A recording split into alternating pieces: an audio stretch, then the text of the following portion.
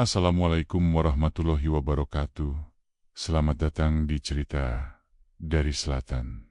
Apa kabar? Semoga kalian semua selalu dalam keadaan sehat dan bahagia ya. Sebelum lanjut, jangan lupa dukung kami dengan klik tombol subscribe dan komen hadir untuk absennya. Selamat menonton. Panas tengah hari memukul atap mobil Ahmad, menciptakan pantulan cahaya yang menyilaukan dan memedihkan mata. Jalanan di hadapan lelaki itu adalah pita aspal hitam yang merayap tanpa batas. Di api terimbunnya hutan tropis yang seolah menelan apapun yang berani melintasinya. Sudah lebih dari 3 jam musafir itu memacu kendaraan, terlalu fokus pada tenggat waktu pengiriman barang dagangannya, hingga melupakan satu hal krusial, kewajiban spiritual. Gelisah mulai merayap naik dari perut ke tenggorokan. Ahmad menoleh pada arloji digital di pergelangan tangan. Jam 11:47 siang. Waktu zuhur sudah diambang pintu, dan di wilayah terpencil begini, menemukan masjid besar dengan penyelenggaraan salat Jumuah yang layak adalah sebuah pertaruhan. Jantung sang pedagang mulai berdegup kencang, menampar dada dengan irama kekhawatiran yang tak tertahankan. Sebagai seorang yang sangat memegang teguh disiplin ibadah, terlewatkan satu Jumuah di jalan terasa bagai aib spiritual yang harus dihindari. Kaca jendela diturunkan. Udara panas dan kering yang mengandung aroma tanah dan dedaunan masuk menyerbu kabin. Ahmad memperlambat laju mobil. Matanya menyapu tajam ke kiri dan kanan, mencari tenda-tenda kehidupan sebuah papan nama desa, sekadar warung kopi, atau bahkan gundukan tanah yang bisa menjadi petunjuk. Adanya surau, nihil, hanya pepohonan raksasa yang tegak dan sunyi, menyembunyikan misteri di balik akarnya yang menjulur. Pukul jam 12:05. Batas waktu terasa semakin sempit. Jika tidak segera menemukan tempat, ia terpaksa menunaikan zuhur biasa. Sebuah pilihan yang sangat enggan diambilnya saat hari Jumat. Lelaki ini teringat nasihat almarhum ayahnya, bahwa ibadah yang terburu-buru adalah bentuk dari ketidaksungguhan hati. Tapi kini, Ahmad terhimpit antara tuntutan waktu dan lokasi yang tak bersahabat. Musafir yang lelah itu menghela napas panjang. Dipakainya kacamata hitam untuk meredam silau dan kembali memfokuskan pandangan ke depan. Tekadnya bulat. Harus ada masjid. Tidak mungkin jalanan sepanjang ini dibiarkan tanpa rumah ibadah. Pandangan mata itu menyiratkan permohonan yang ditujukan kepada langit yang tinggi. Memohon petunjuk di tengah kesepian jalan. Di tengah keputusasaan, sebuah bisikan aneh terasa seperti hembusan angin sejuk melewati telinga. Bisikan itu tidak mengucapkan kata-kata, namun menyampaikan petunjuk. Lihatlah ke depan. Belok di tikungan berikutnya. Ahmad menelan ludah. Terperanjat dengan sensasi itu. Kepala mulai berdenyut, dan sang musafir bertanya-tanya, apakah ini kelelahan atau sebuah pertanda? Tanpa berpikir panjang, injakan kaki pada pedal gas kembali diperkuat. Sebuah tikungan tajam yang jarang terjadi di jalan lurus itu menjadi target. Di sanalah, katanya, semua kegelisahan ini akan berakhir. Tikungan itu tiba. Begitu setir dibelokkan, Ahmad segera mengerem mendadak. Bukan karena ada bahaya, melainkan karena pemandangan di depan banner-banner bertolak belakang dengan kelesuan jalan yang baru saja dilalui. Di kejauhan, terisolasi dari peradaban dan dikelilingi jurang serta pepohonan tua yang menjulang. Tegak berdiri sebuah masjid. Bukan masjid biasa. Bangunan itu dengan kubah hijau kebiruan dan ukiran kayu jati yang tebal memiliki kemegahan arsitektur kuno yang menakjubkan. Seperti replika bangunan suci dari masa lampau. Anehnya, masjid itu seolah diselimuti oleh kabut putih tipis, lembut, dan hanya setinggi lutut. Meskipun matahari bersinar terik tepat di atas kepala, Astagfirullah, bisik Ahmad, tak percaya. Jalan menuju ke sana adalah jalan tanah berbatu yang terlihat jarang dilalui. Di kanan dan kiri jalan itu terdapat gerbang batu yang tingginya melebihi mobilnya. Tidak ada papan petunjuk, tidak ada tulisan, dan yang paling mencurigakan, Tidak ada satupun kendaraan lain yang diparkir. Namun, dari dalam gerbang samar-samar terdengar dengungan rendah yang terasa seperti lantunan doa. Memanggil-manggil, rasa takut dan rasa syukur beradu keras di dalam dada sang musafir. Logika berteriak bahwa tempat ini salah, tempat ini mustahil. Bangunan semegah ini seharusnya berada di pusat kota, bukan di tengah hutan yang sunyi. Namun, kebutuhan akan ibadah dan kekaguman spiritual mengalahkan keraguan. Waktu sudah menunjukkan jam 12:15.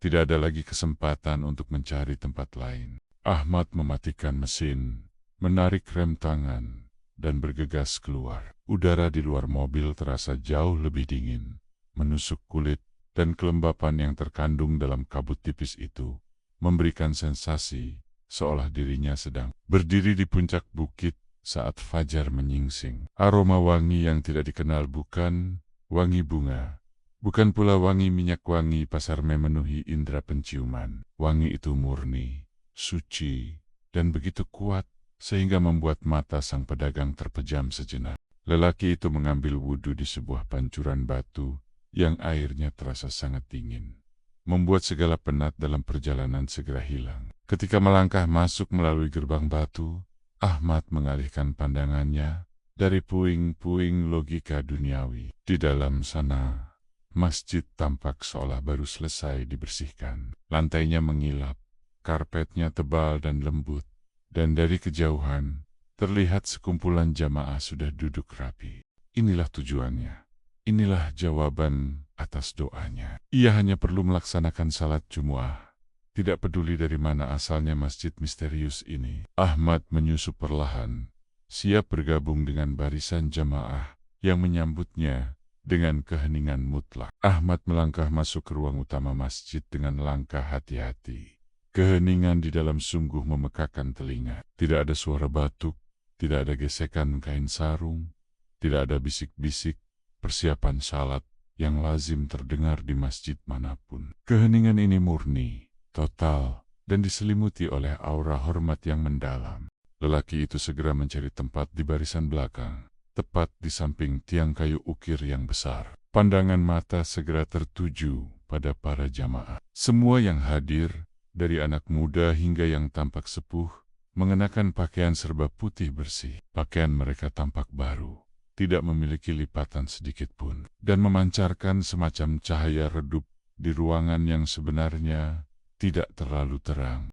Wajah disinilah keanehan pertama benar-benar menusuk kesadaran Ahmad. Semua jamaah duduk tegak, bersila sempurna dengan pandangan mata tertunduk ke arah sajadah atau lutut masing-masing. Mereka begitu fokus dalam berzikir atau merenung. Namun, ketika mencoba melihat wajah salah satu jamaah, di depannya seorang lelaki tinggi dengan sorban putih yang melingkari kepalanya. Wajah itu tampak kabur. Bukan berarti tidak jelas karena jarak, tetapi seolah wajah itu tidak memiliki detail fitur. Hanya bayangan samar di balik kain putih dan sorban. Seolah-olah pandangan mata musafir itu tidak diizinkan untuk fokus pada wajah-wajah tersebut. Mencoba menghilangkan rasa ngeri yang mulai menggelitik, Ahmad segera menggelar sajadah dan mulai melaksanakan salat tahiyatul masjid. Begitu takbiratul ihram diucapkan, dunia seakan lenyap. Khusyuk yang didapatkannya begitu instan dan mendalam, seperti dirinya langsung ditarik ke dalam inti spiritual. Ketika salam terakhir diucapkan, sang pedagang kembali tersentak pada realitas keheningan itu. Di seberang sana, dekat mimbar, sebuah sosok berdiri tegap. Sosok itu adalah sang khatib, tinggi semampai, dengan jubah putih yang menjuntai sempurna, menutupi sampai ujung kaki. Khatib itu tidak menghadap jamaah, melainkan membelakangi mereka, menatap lurus ke arah kiblat. Tindakan ini jelas menyalahi tata cara khutbah yang seharusnya. Tak lama kemudian, sebuah lantunan panggilan terdengar. Bukan suara manusia, melainkan resonansi yang terasa di dalam dada. Sebuah seruan yang begitu merdu dan mendalam, melampaui keindahan azan manapun yang pernah didengar lelaki itu. Itu adalah azan yang sangat singkat, hanya beberapa detik, tetapi memiliki getaran yang kuat, seolah-olah setiap kata diucapkan oleh jutaan bibir sekaligus. Lantunan azan itu mengakhiri keraguan Ahmad. Apapun mereka taat. Azan selesai, keheningan kembali berkuasa. Sang hatib berbalik perlahan, wajahnya juga tertutup oleh bayangan atau kabut tipis. Lelaki berjubah itu mulai menaiki tangga mimbar. Sementara menunggu khotbah dimulai, Ahmad memberanikan diri untuk mengulurkan tangan, ingin dipastikan apakah keanehan ini hanya ilusi akibat kelelahan. Jari-jari sang musafir menyentuh bahu jamaah. Di sebelahnya seorang lelaki bertubuh kecil yang duduk begitu tegak. Sentuhan itu tidak menghasilkan kehangatan manusiawi. Yang terasa adalah dingin yang menusuk, seperti menyentuh lempengan marmer yang baru saja dikeluarkan dari pendingin. Dingin itu menjalar cepat, membuat Ahmad segera menarik kembali tangannya dan menyembunyikannya di balik lipatan sarung. Kepalanya kini mulai berputar dengan pertanyaan yang tak terucapkan. Siapakah mereka ini? Khatib berdiri di mimbar.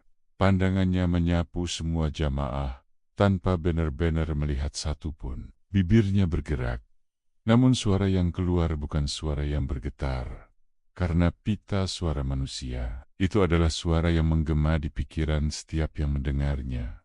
Suara yang tenang, formal, dan memiliki otoritas yang mutlak. Khotbah itu dimulai bukan dengan pujian konvensional, melainkan dengan pernyataan tegas mengenai hakikat keterasingan.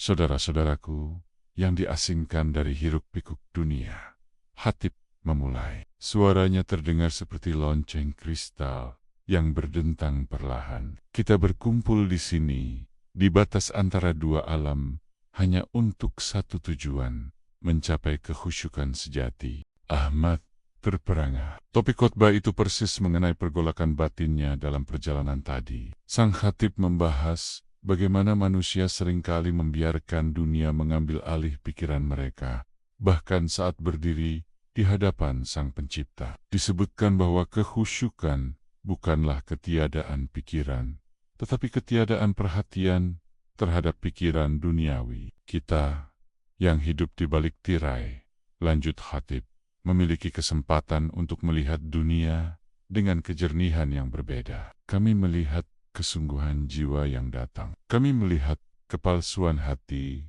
yang menyelinap. Setiap kata adalah tamparan keras bagi ego Ahmad. Lelaki itu merasa semua yang diucapkan Khatib ditujukan secara pribadi kepadanya. Mengupas tuntas segala kepanikan dan keterburuannya dalam mencari masjid. Ahmad merasa dirinya dihakimi, namun dalam cara yang paling spiritual dan membangun. Sementara itu, kesempurnaan jamaah membuat bulu kuduk musafir itu berdiri. Selama khutbah berlangsung, yang di dunia manusia pasti akan diwarnai oleh batu kecil, pergerakan mengubah posisi duduk, atau sekadar membersihkan tenggorokan di sini, tidak ada satupun gerakan. Semua jamaah serba putih itu duduk dalam posisi iftirasi yang sempurna, tidak bergeming, tidak berkedip, seolah-olah mereka adalah patung hidup yang bernafaskan di. Keheningan ini begitu kuat, begitu mengikat, sehingga Ahmad pun secara otomatis menjadi sangat khusyuk. Dia tidak berani bergerak, dia tidak berani melirik ke samping. Dirinya hanya fokus pada pesan yang disampaikan, tenggelam dalam lautan makna yang jauh lebih dalam dari khutbah Jumat biasa. Ahmad sadar bahwa para jamaah ini mungkin telah mencapai level ibadah yang sangat tinggi, level yang tidak bisa dicapai oleh manusia biasa yang masih terikat pada kebutuhan fisik dan duniawi. Setelah khutbah kedua yang sangat singkat mengenai kewajiban memurnikan niat, khatib turun. Tiba-tiba, iqamah seruan sebelum salat dimulai dikumandangkan. Lagi-lagi, itu adalah resonansi suara yang murni, bukan gaung udara, namun getaran di dalam tulang. Semua jamaah berdiri, serempak, dalam keselarasan yang menakjubkan. Ahmad ikut berdiri, merasakan dinginnya lantai marmer, menyentuh kakinya yang berkeringat. Ia kini berdiri di tengah-tengah barisan jamaah yang wajahnya kabur, pakaiannya bersinar redup, dan kulitnya terasa sedingin es. Syalat akan dimulai, dan Ahmad, sang pedagang musafir, tahu bahwa ini akan menjadi pengalaman terpenting dalam hidupnya. Iqamah telah berlalu. Resonansi suaranya masih bergetar. Di dalam rongga dada Ahmad, kaki kakinya terasa dingin. Namun hatinya justru memanas oleh rasa haru dan takut yang campur aduk. Dirinya kini berdiri di saf yang rapat, diapit oleh dua entitas berpakaian putih yang dingin dan diam membisu. Rasa takut akan siapa mereka lenyap sejenak, digantikan oleh kekaguman terhadap kesempurnaan ritual yang akan dimulai. Sang imam yang wajahnya juga kabur, seperti kabut fajar melangkah maju ke mihrab. Posturnya tegap, gerakannya anggun, namun mengandung kekuatan yang tak terlukiskan. Udara di dalam masjid terasa semakin dingin, seolah semua kehangatan duniawi ditarik keluar, meninggalkan hanya ruang untuk spiritualitas murni. Kemudian, terdengar suara takbir sang imam. Allahu Akbar. Suara itu bukan sekadar lafaz. Takbir itu bagaikan dentuman yang membelah keheningan, mengakhiri semua keraguan dan kebimbangan Ahmad. Itu adalah suara yang begitu berwibawa, begitu suci, seolah diucapkan langsung oleh alam semesta. Setiap suku kata memiliki gaung kebenaran yang mutlak. Ahmad mengangkat kedua tangannya, mengikuti imam, dan mengucapkan takbirnya sendiri. Begitu kalimat itu selesai, matanya terpejam secara otomatis. Seketika, semua gambaran mobil, tenggat waktu pengiriman, jalanan sepi, dan bahkan keanehan para jamaah serba putih itu lenyap, tak berbekas. Dunia Ahmad menyusut menjadi sebuah titik tunggal, sambungan antara dirinya dan Tuhan. Saat imam mulai membaca surat Al-Fatihah, Ahmad merasakan sesuatu yang ajaib terjadi pada pendengarannya. Bukan hanya mendengar bacaan yang jelas dan merdu, tetapi ia merasakan maknanya. Setiap ayat dari surah pembuka itu menyentuh bagian terdalam jiwanya. Ketika imam membaca Maliki Yaumiddin, penguasa hari pembalasan, Ahmad merasakan ketakutan yang mencekam akan hari perhitungan, membuat air mata tanpa sadar mengalir di pelupuk mata. Ketika imam membaca, Iyyaka na'budu wa iyyaka nasta'in, hanya kepada Engkaulah kami menyembah, dan hanya kepada Engkaulah kami memohon pertolongan. Dirinya merasa terangkat, sebuah janji agung yang kini terasa diucapkan dengan ketulusan yang belum pernah ada. Bacaan surat pendek, surat dari Juz Amma, mungkin Al-Ala yang dibacakan imam, adalah lantunan yang paling indah dan paling menyentuh yang pernah didengar. Suara itu berirama, melodi yang menggetarkan jiwa, seolah setiap huruf memiliki warna dan cahaya tersendiri. Ahmad merasakan kekhusyukan ini sangat berbeda dari salat di dunia nyata. Di sini tidak ada pikiran yang menyimpang, tidak ada godaan dunia yang menarik perhatian. Pikirannya sepenuhnya bersih. Saat imam melakukan ruku, seluruh jamaah di sekitarnya bergerak serempak. Itu adalah gerakan yang sempurna, tanpa jeda, tanpa suara gesekan. Ahmad ikut rukuk, dan ia merasakan sendi-sendinya seolah direkatkan kembali. Tubuhnya mencapai keseimbangan sempurna dalam posisi membungkuk. Pada saat sujud, ketika dahi Ahmad menyentuh karpet tebal masjid, sensasi kehangatan aneh tiba-tiba menggantikan hawa dingin. Hawa itu tidak panas, melainkan nyaman, seperti sentuhan lembut yang menenangkan. Dalam sujud yang panjang itu, Ahmad merasa dirinya benar-benar telah mencapai titik terdekat dengan Sang Pencipta. Semua keangkuhan dan kepenatannya luruh. Ia melupakan bahwa dirinya sedang salat di masjid misterius bersama makhluk asing. Yang ada hanya penyerahan diri total. Rakaat kedua berlanjut dengan kesempurnaan yang sama. Bacaan imam, gerakan jamaah, dan ketenangan batin Ahmad, semuanya selaras dalam harmoni spiritual yang luar biasa. Salat ini terasa begitu intens, begitu penuh, namun di saat yang sama terasa sangat cepat. Tidak ada jeda yang terasa lama, tidak ada bagian yang terasa membosankan atau terburu-buru. Waktu seolah dilipat, diperas, hanya untuk menampung esensi ibadah murni. Salat Jumuah yang biasanya membutuhkan waktu setidaknya 10 hingga 15 menit setelah khutbah terasa seperti berlalu dalam sekejap mata. Saat imam memalingkan wajah ke kanan untuk salam, Ahmad merasakan denyutan kuat di jantungnya. Assalamualaikum warahmatullah. Ketika salam ke kiri diucapkan, barulah sebuah fakta mengejutkan menyergap kesadarannya. Ia baru saja beribadah dengan khusyuk yang sempurna. Khusyuk yang tidak pernah bisa ia capai sendirian. Khusyuk ini seolah ditularkan, dipaksakan oleh kesempurnaan spiritual para jamaah di sekelilingnya. Ahmad membuka mata perlahan, pandangannya berkedip, mencoba menyesuaikan diri dengan realitas setelah pengalaman spiritual yang begitu dahsyat. Dan disitulah kejutan besar menantinya. Tersentak. Ruangan di sekitarnya tiba-tiba terasa kosong. Jamaah yang tadinya duduk rapat di safnya, di kiri dan kanan, semua lenyap. Mereka menghilang tanpa suara, tanpa jejak, seolah ditarik oleh udara. Hanya butuh waktu sepersekian detik antara salam imam dan lenyapnya mereka. Tidak ada satupun yang terlihat berdiri, berjalan, apalagi berlari keluar. Mereka menguap. Jantung Ahmad berdebar kencang. Kali ini bukan karena ketergesaan waktu, melainkan karena teror yang mulai merayap. Dirinya sendirian atau hampir sendirian.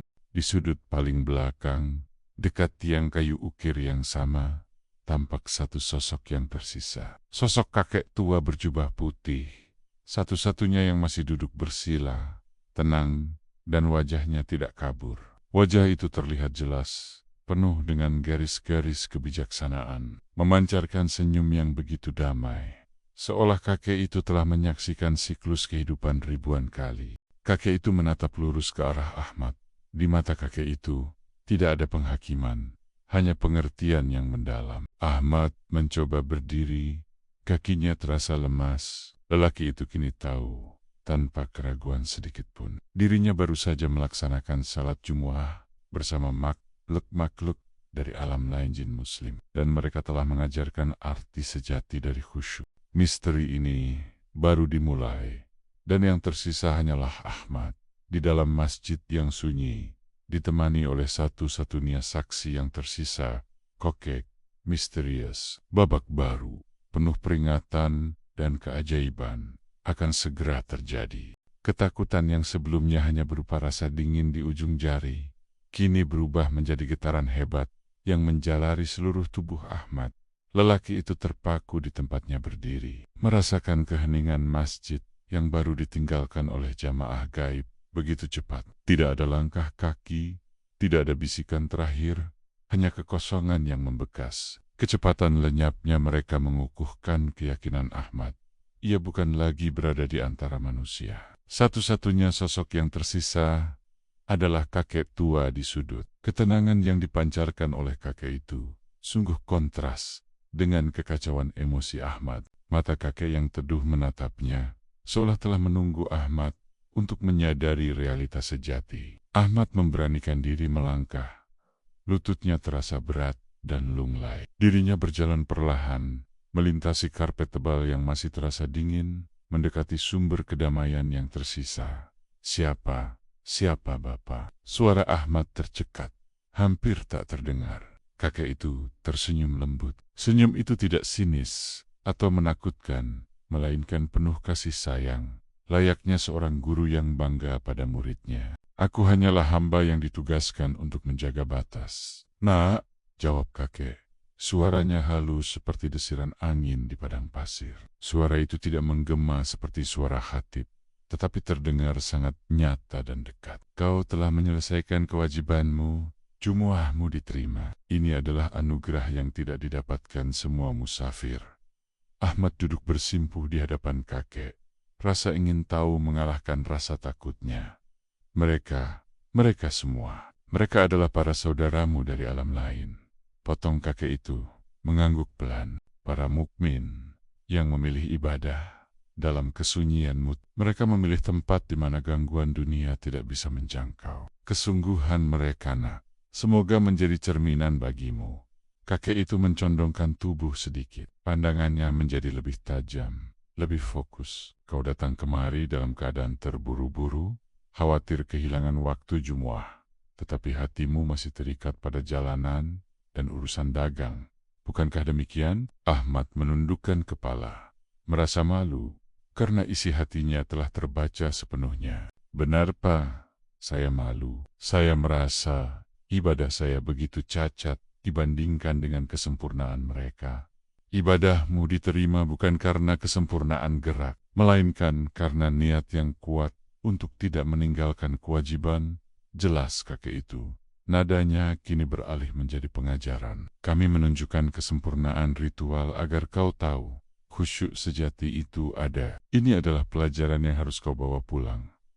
Kakek tua itu kemudian mengulurkan tangannya, dan perlahan menyentuh pundak Ahmad. Sentuhan itu tidak dingin, seperti sentuhan jamaah lain. Sentuhan ini terasa hangat, seperti sentuhan seorang kakek sungguhan. Kini, waktunya kau kembali ke duniamu. Batas antara kita akan segera tertutup, kata kakek itu. Wajahnya menunjukkan ekspresi serius yang tidak bisa ditawar. Ingat baik-baik, nak. Kau telah mendapatkan izin untuk melintas. Salatmu diterima. Syukuri kesempatanmu ini. Sekarang, pergilah. Dan jangan pernah menoleh ke belakang sebelum kau benar-benar melewati gerbang masjid. Pesan itu diucapkan dengan penekanan yang mutlak dan sakral. Kakek itu mengangkat tangannya, seolah memberi isyarat pelepasan. Jangan tunda. Bergegaslah.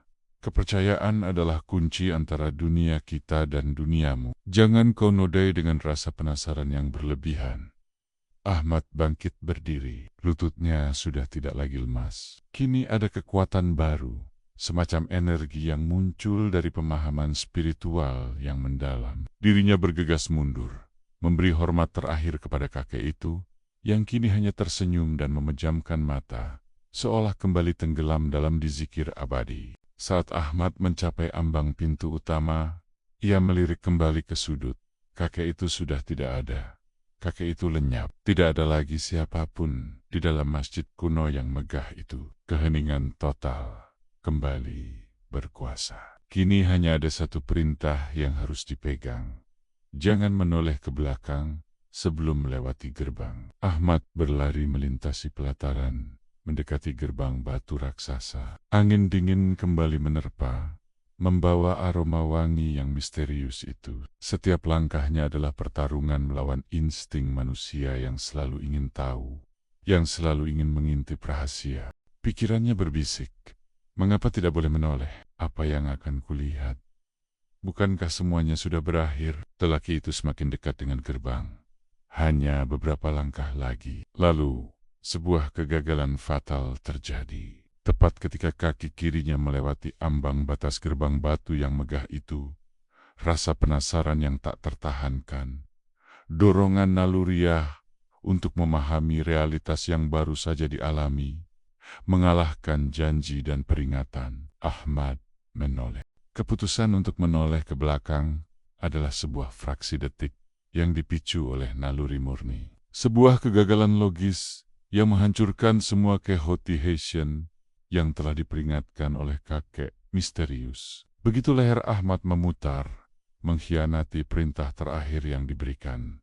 Dunia di sekitarnya runtuh dan tersusun kembali dalam sekejap mata. Realitas yang tadinya terasa padat, nyata, dan spiritual, kini berganti menjadi ilusi yang rapuh dan mencekam. Masjid yang semula diselimuti kabut tipis dan memancarkan kemegahan arsitektur kuno dengan kubah hijau, kebiruan. Dinding kayu jati mengilap, dan lantai marmer yang dingin seketika lenyap. Di tempat berdirinya masjid megah itu, yang tersisa hanyalah puing-puing. Yang dilihat Ahmad adalah reruntuhan batu kuno yang menghitam dan ditumbuhi lumut tebal. Sisa-sisa bangunan yang seolah telah ditinggalkan ratusan tahun. Kubahnya hanyalah gundukan batu yang hampir rata dengan tanah, diselimuti semak belukar liar yang menjulang tinggi. Lantai karpet yang lembut kini hanyalah lapisan tanah lembab yang diselimuti daun-daun kering. Pilar-pilar ukiran yang megah hanyalah batu alam tua yang rapuh, terukir alami oleh waktu dan cuaca. Ini adalah wujud asli dari tempat suci itu. Masjid gaib yang hanya nampak megah bagi mata yang diizinkan. Ahmad terperosok ke dalam jalan tanah yang kotor. Pemandangan itu memukul kesadarannya, mengoyak batas antara yang nyata dan yang mistis. Rasa mual melilit perutnya. Namun, penglihatan yang paling mengerikan dan paling definitif belum berakhir. Di antara puing-puing yang berantakan, di bekas saf sholat yang ia yakini telah ia tempati, terlihat banggen-beanggen bergerak. Bukan lagi sosak-sosak manusia berpakaian putih yang wajahnya kabur. Yang terlihat kini adalah bentuk-bentuk yang tinggi, ramping, dan tidak memiliki substansi manusiawi. Mereka adalah entitas yang menjulang tinggi, dengan bayangan yang tidak mengikuti arah matahari, seolah mereka menyerap cahaya alih-alih memantulkannya. Beberapa dari mereka yang berdiri di bekas posisi imam dan khatib memiliki siluet yang lebih jelas. Berupa sosok yang sangat jangkung dengan kaki yang tampak mundur ke belakang, tidak menapak lurus ke depan, dan pandangan yang tak memiliki mata, namun terasa menembus. Mereka, para jin muslim yang baru saja beribadah, kini menatap lurus ke arah Ahmad, bukan tatapan marah, bukan pula tatapan mengancam, melainkan tatapan terkejut bercampur kekecewaan karena mengetahui ada manusia yang melanggar janji di batas alam mereka. Tatapan itu terasa dingin, menusuk hingga ke tulang sumsum, seolah mereka menyesal telah memberikan kesempatan berharga tersebut kepada Ahmad. Lelaki itu merasakan semua udara di sekitarnya seolah diisap. Ia tidak bisa berteriak, tidak bisa bernapas. Teror murni membekukan setiap ototnya. Dia menyadari, jika ia tidak segera pergi, batas yang terbuka oleh kesempurnaan ibadah akan segera menutup dan menjebaknya di dimensi reruntuhan ini selamanya. Dalam sepersekian detik, Ahmad membalikan badan dengan kekuatan sisa yang ia miliki. Rasa panik mendorongnya untuk berlari kencang. Ia tidak lagi melihat jalan. Ia hanya berlari sejauh mungkin dari gerbang batu yang kini terasa seperti pintu neraka. Langkah kaki Ahmad yang terburu-buru dan tidak teratur itu terasa berat, seperti berlari di dalam air. Ia tidak berani menoleh lagi, khawatir pemandangan mengerikan itu akan kembali menjebaknya. Tepat ketika dirinya mencapai jalan aspal utama, sebuah garis batas antara keterasingan dan peradaban dirinya merasa seperti terlempar. Sebuah kekuatan tak terlihat mendorongnya, dan Ahmad terhuyung-huyung, nyaris terjatuh. Ketika ia berhasil menyeimbangkan diri dan menoleh ke belakang, pemandangan itu kembali berubah. Jalan tanah berbatu yang tadi ia lalui kini hanyalah hutan lebat yang tak berujung. Gerbang batu raksasa itu lenyap total. Tidak ada puing, tidak ada kabut tipis, tidak ada jejak apapun yang menunjukkan adanya masjid, bahkan yang gaib sekalipun. Yang ada hanya pepohonan, keheningan hutan, dan panas terik matahari di tengah hari. Ahmad berdiri sendirian di pinggir jalan utama. Napasnya terengah-engah. Dadanya sakit seolah baru saja menyelesaikan maraton. Lelaki itu meraba-raba dadanya, memastikan jantungnya masih berdetak. Dia tahu, dia tidak bermimpi. Pelanggaran batasnya telah menunjukkan wujud asli dari apa yang ia sebut keindahan spiritual. Dia telah melihat para jin muslim, para mukmin yang khusyuk dalam wujud asli mereka. Dan penampakan itu, meski hanya sekejap, akan menghantuinya seumur hidup. Kini, Ahmad harus kembali ke realitas, membawa serta beban pengetahuan yang luar biasa ini. Pertanyaannya adalah, apakah ia kembali sebagai dirinya yang dulu, atau pengalaman ini telah mengubahnya secara permanen?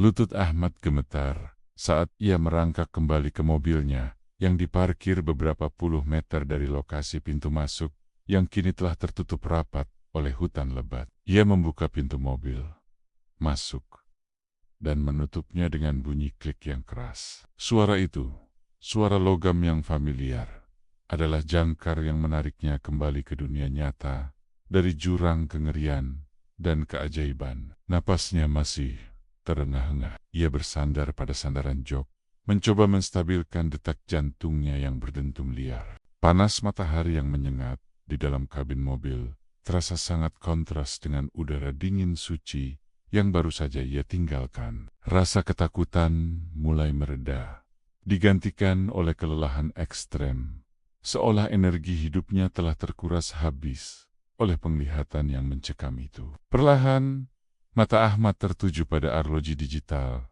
di pergelangan tangan kirinya. Pukul jam 12:35 siang. Lelaki itu mengerutkan dahi, bingung. Waktu yang ditunjukkan oleh arloji itu terasa sangat tidak masuk akal. Ahmad ingat betul, dirinya memarkir mobil sekitar jam 12:05 siang. Selama di sana ia melaksanakan rangkaian ritual yang panjang dan padat. Mengambil wudhu, menunaikan salat tahiyatul masjid, mendengarkan 2 sesi khotbah Jumat yang sangat mendalam, menunaikan salat Jumuah 2 rakaat secara sempurna, dan yang terakhir melalui dialog intens dengan kakek misterius, serta lari kencang saat melanggar perintah.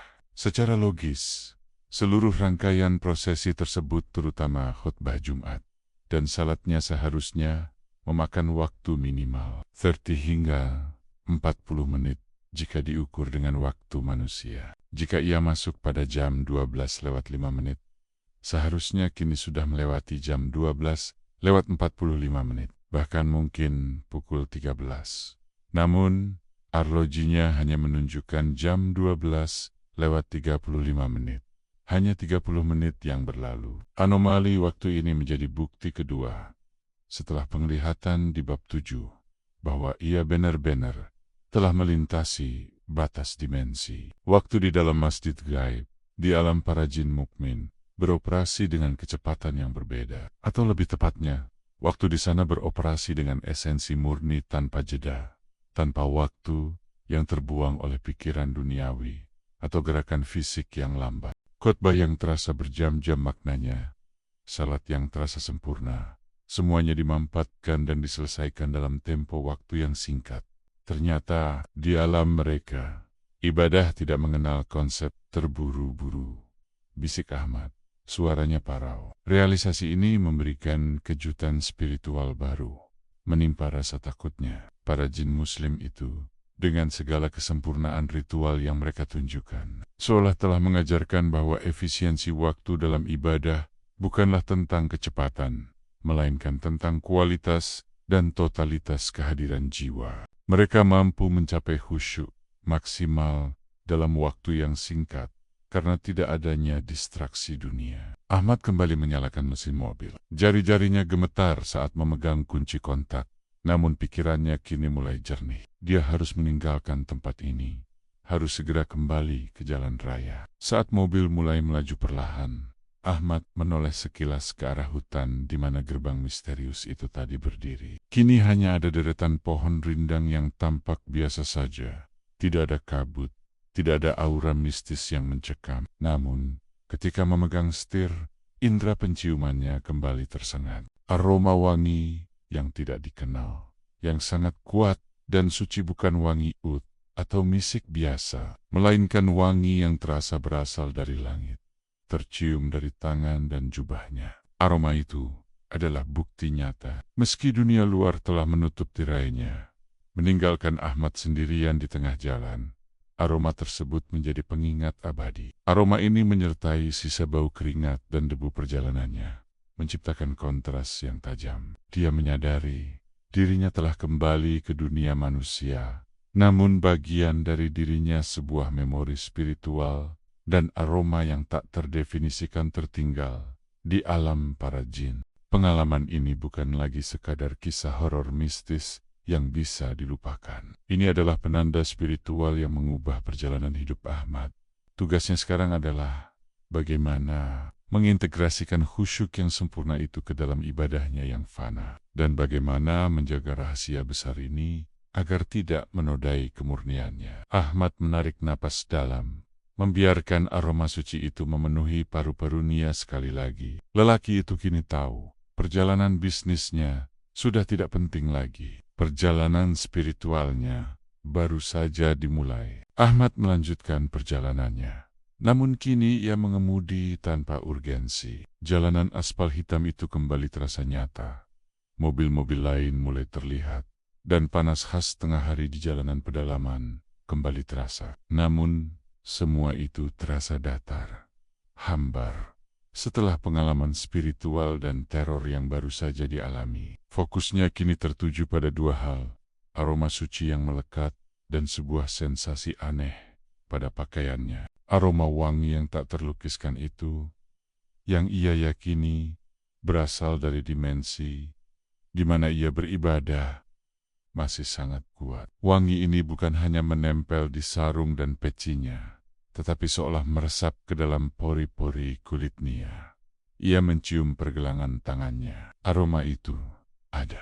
Wangi yang disebut orang-orang tua sebagai parfum malaikat atau wangi surga yang tidak dapat direplikasi oleh peramu minyak wangi duniawi manapun. Aroma itu adalah seal yang memverifikasi keaslian pertemuannya. Ketika ia berhenti di sebuah rest area kecil beberapa kilometer kemudian, bukan karena lelah, melainkan karena butuh jeda untuk bernapas sahmat, memutuskan untuk merapikan pakaiannya. Saat itu, ia baru menyadari adanya kejanggalan kecil pada lipatan sarungnya. Tersangkut di lipatan kain sarung yang baru saja ia kenakan untuk syalat, terdapat sehelai benda asing. Itu adalah selembar benang. Namun, benang ini tidak terbuat dari kapas atau sutra biasa. Benang itu sangat tipis, berkilauan samar seperti emas murni, dan memancarkan cahaya redup. Ketika disentuh, teksturnya halus,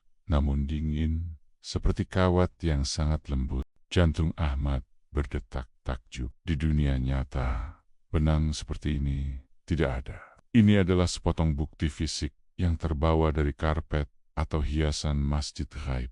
Benda kecil ini adalah sisa dari reruntuhan yang ia lihat. Sebuah partikel kecil dari alam yang berbeda. Benda itu terlalu sakral, terlalu unik untuk diabaikan. Ahmad mengambilnya dengan hati-hati dan melipatnya ke dalam dompetnya, menjadikannya jimat spiritual, pengingat abadi. Setelah mengamankan bukti fisiknya, Ahmad duduk di bangku kayu rest area. Pandangannya kosong menatap keramaian. Pikirannya melayang kembali ke masjid gaib. Refleksi diri yang mendalam mulai menguasai benaknya. Lelaki itu membandingkan ibadah manusia dan ibadah para jin muslim. Manusia beribadah dengan jam, dengan batasan waktu. Selalu ada pikiran yang menyimpang ke pekerjaan, keluarga, atau masalah duniawi. Gerakan sering terburu-buru, dan niat sering tercemari oleh keinginan untuk dilihat atau sekadar menggugurkan kewajiban. Salat Jumuah baginya selama ini adalah sebuah tanggung jawab yang harus dipenuhi. Para jin muslim beribadah dalam keheningan mutlak, dengan keselarasan gerak yang sempurna dan yang paling mencolok, tanpa adanya gangguan waktu.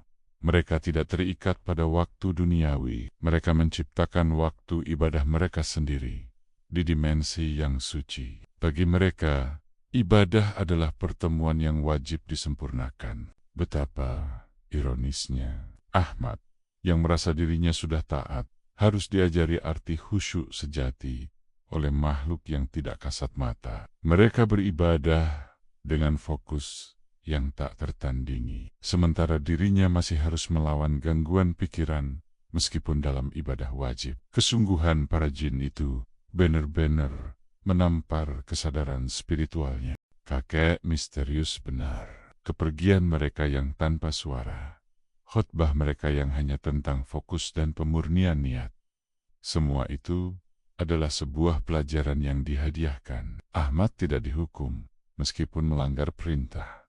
Ia justru diberi pemahaman. Dia menyentuh dompetnya, di mana benang emas itu tersimpan. Dia tahu, mulai sekarang, setiap kali dirinya akan syalat, dia tidak akan lagi memikirkan waktu yang tersisa atau pekerjaan yang menunggu. Fokusnya hanya satu, mencapai tingkat keheningan dan totalitas yang ia saksikan di Masjid Ghaib. Pengalaman ini tidak hanya mengubah caranya beribadah, tetapi juga cara lelaki itu memandang alam semesta. Dunia ini ternyata jauh lebih luas, dan ketaatan itu tidak terbatas hanya pada alam manusia. Alam gaib pun memiliki hamba-hamba yang taat dan khusyuk, bahkan jauh melebihi manusia. Ahmad mengambil napas panjang terakhir, menghirup aroma suci yang tersisa di pakaiannya, sebelum aroma itu benar-benar memudar. Dirinya siap untuk kembali, bukan sebagai pedagang yang tergesa-gesa, melainkan sebagai musafir yang membawa bekal spiritual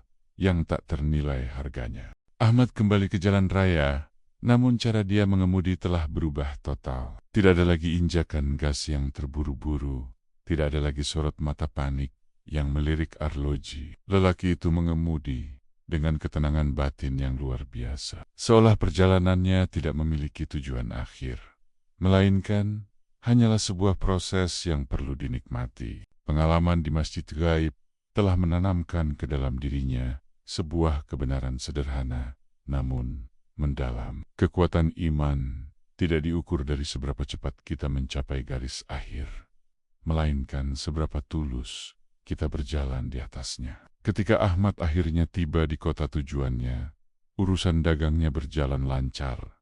Tetapi kini, ia menjalankan semuanya dengan fokus yang lebih baik. Ia tidak lagi tertekan oleh tenggat waktu, karena ia tahu urusan rezeki sudah diatur dan fokus utamanya bukanlah pada materi, melainkan pada kualitas batin. Sejak hari itu, kehidupan ritual Ahmad berubah drastis. Setiap kali muazin mengumandangkan azan, ia segera menghentikan aktivitasnya. Wudu diambilnya dengan kesungguhan, seolah setiap tetes air membersihkan bukan hanya kotoran fisik, tetapi juga noda-noda hati. Dalam setiap salatnya, Ahmad berusaha keras untuk meniru keheningan yang ia saksikan. Ia membayangkan dirinya berdiri di saf, di samping para jamaah serba putih itu, merasakan udara dingin dan aroma wangi yang mengikat pikiran. Lambat laun, perjuangannya membuahkan hasil. Khusyuk yang dulu sulit diraih,